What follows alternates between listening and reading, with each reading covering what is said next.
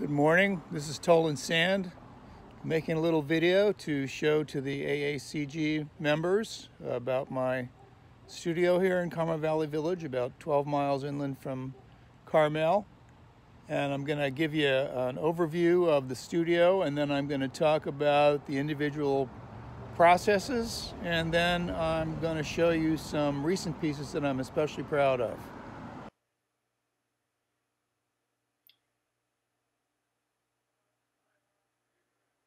We are entering the studio, obviously, with my landscape garden to the right, which I enjoyed putting in. This is a building that my father's father built in 1946, and it currently belongs to my mom. And now we're entering into the studio. Actually, into the gallery. I have a few pieces up front that are waiting to be sent to other galleries.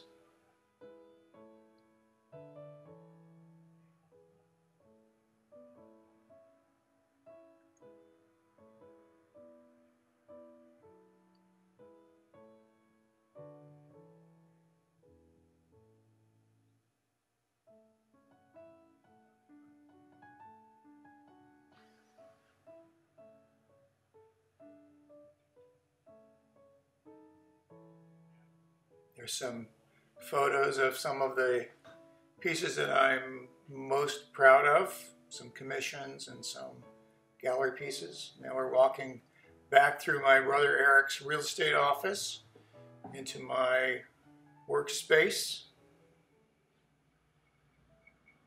and a glass polisher there. And I'll show you how that works in a little bit.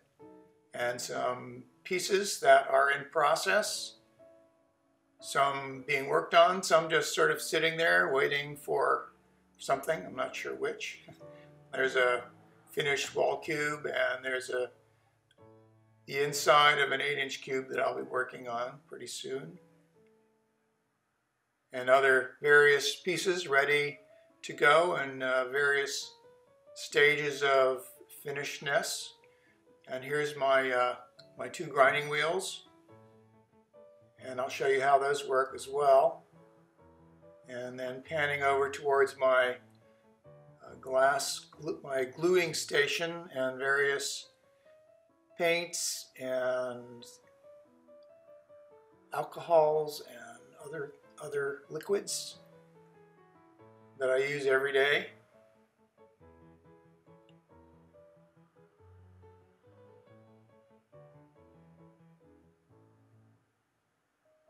Measuring cup of hot wax and some diving weights and a hot glue gun and some drawings of some commissions I'm working on,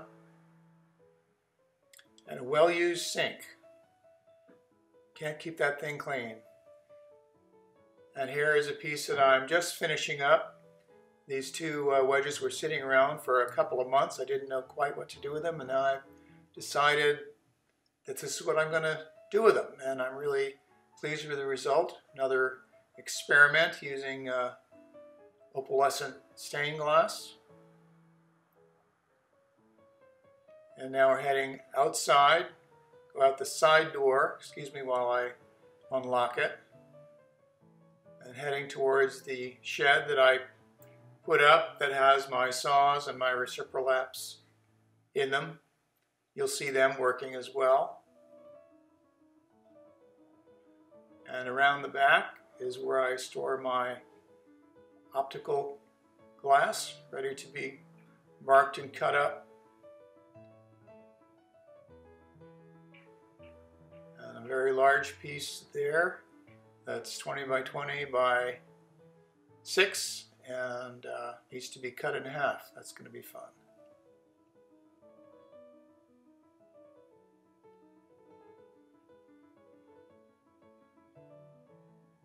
And here we are going into the shed. Excuse me while I unlock it once again. A couple of saws, a 20-inch diamond saw on the left,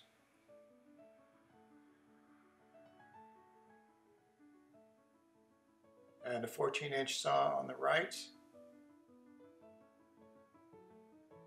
and then we are panned to my 6 reciprolaps, and I will show you how those work and what they're for.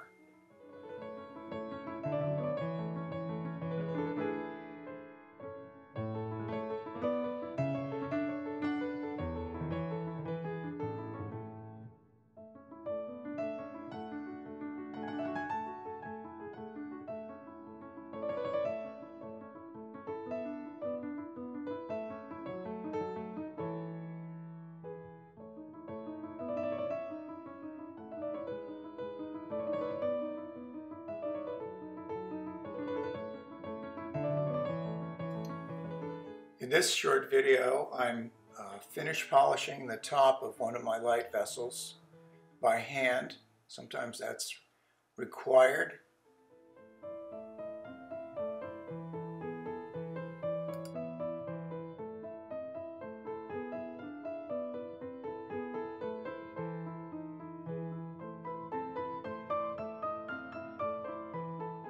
This is one of my reciprolaps doing its thing. And I just set it on timers.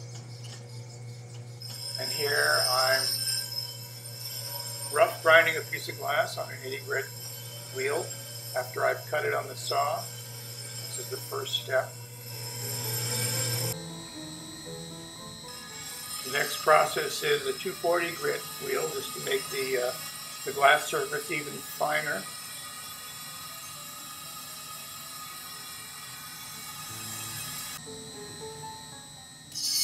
And then I put a bevel on each edge, so when they go in the reciprolaps, the edges don't chip. That's very important. You want to keep everything in the reciprolap very clean.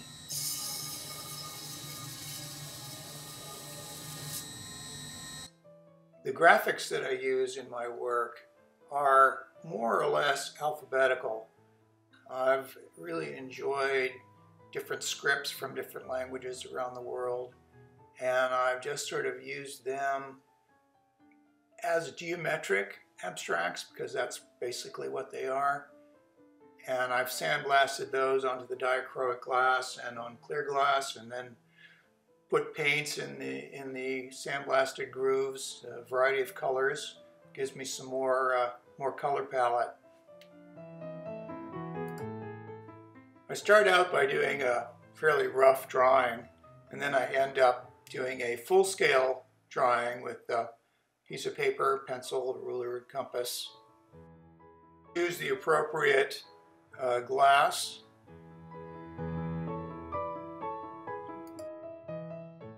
I mark it with a felt tip pen. Cut it on the saw. And here are some pieces that are freshly cut. This is my little corner lab for my mixing of Hextol and evacuating it with a vacuum chamber. And basically I weigh it out. There's parts A and B in the front, and I weigh it with a dram scale.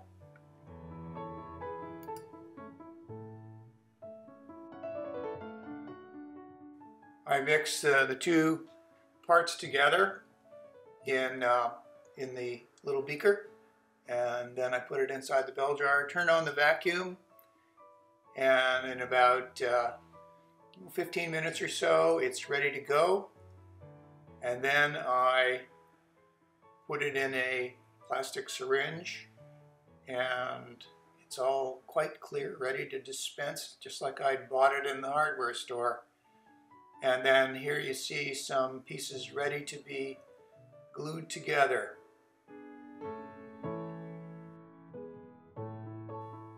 And then I glue them and bind them with tape.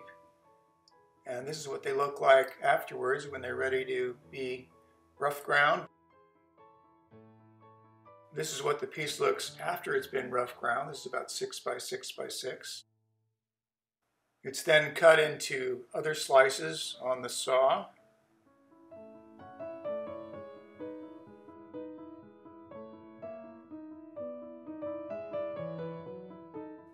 The smaller pieces are generally cast up together in a form, and I pour in wax and plaster, and this is the finished product after it's gone through the reciprolap process. which is this. Then they're stacked up in the way they're going to be glued, and they're glued together. A couple days later, I take the tape off, and this is what I've got. These next three pieces are in a brand new series for me I've called Light Vessels, and they're inspired by the 5 years that I spent in Athens, Greece as a young man. And they remind me of Greek columns and vessels and the light of Athens, of Greece, where the sun is bouncing off the blue sea.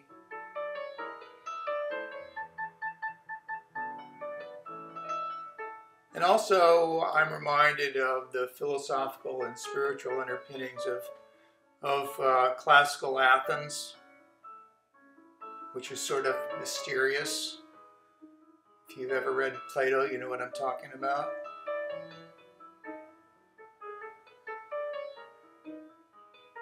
I love the upwardness of them, reaching up to the sky, reaching in.